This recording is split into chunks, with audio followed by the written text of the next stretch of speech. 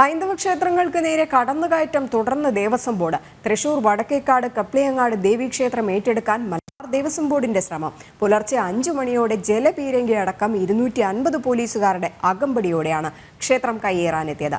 ഭക്തജനങ്ങൾ പ്രതിരോധം തീർത്തതോടെ അധികൃതർക്ക് പിൻവാങ്ങേണ്ടി വന്നു. ഔദ്യോഗികമായി യാതൊരു അറിയിപ്പും കൂടാതെയാണ് യുദ്ധസമാനമായ അന്തരീക്ഷം തീർത്ത് ക്ഷേത്രം കയ്യേറാനായി അധികൃതർ എത്തിയത്. തുടർന്ന് ഭക്തജനങ്ങൾ ഒന്നാകെ ക്ഷേത്രത്തിന് മുന്നിൽ സംഘടിച്ചെത്തി. ഹൈക്കോടതി ഓർഡറുണ്ടെന്ന വാദവുമായാണ് അധികൃതർ ക്ഷേത്രം കയ്യേറാനുള്ള ശ്രമം നടത്തിയത്. എന്നാൽ ഭക്തജനങ്ങൾ ഒന്നാകെ നാമജപത്തോടെ പ്രതിരോധം തീർക്കുകയായിരുന്നു.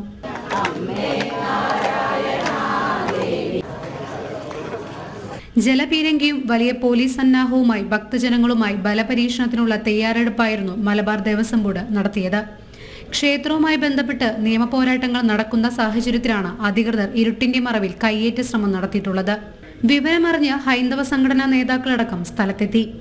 പ്രതിരോധം ശക്തമായതോടെ അധികൃതർക്ക് പിൻവാങ്ങേണ്ടി വന്നു.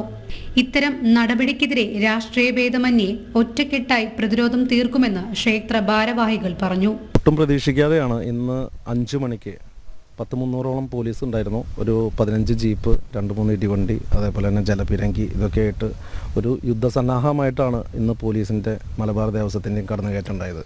ഒരു ഇൻഫോർമേഷൻ നമുക്ക് ഉണ്ടായിരുന്നില്ല, മുൻകൂട്ടി അറിയിക്കുകയോ കാര്യങ്ങളോ ഒന്നും വന്നിട്ടില്ല. ക്ഷേത്രം അവർക്ക് എക്സിക്യൂട്ടീവ് ഓഫീസർക്ക് ചാർജ് എടുക്കണം എന്ന് പറഞ്ഞു. അത് അനുവദിച്ചില്ലെങ്കിൽ പോലീസ് ഫോഴ്സ് ഉപയോഗിക്കുന്നതാണ് അവർ പറഞ്ഞത്.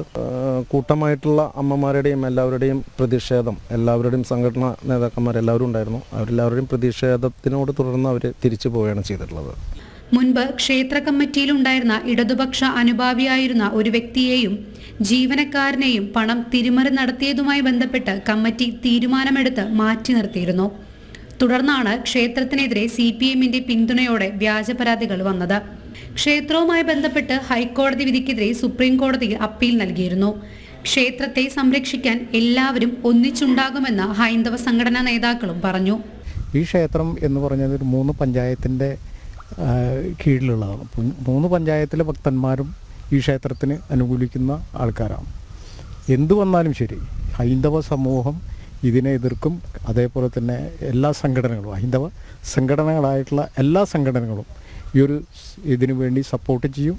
ഇതിന് ഏത് നിലയ്ക്ക് എവിടേക്ക് എത്തിക്കാൻ സാധിക്കും വെച്ചാൽ അത്ര ആ ഒരു ഉയർന്ന നിലയ്ക്ക് എത്തിക്കാൻ നമുക്ക് അതിനുള്ള നമ്മൾ പരമാവധി ഫോഴ്സ് നമ്മൾ ഉപയോഗിക്കും.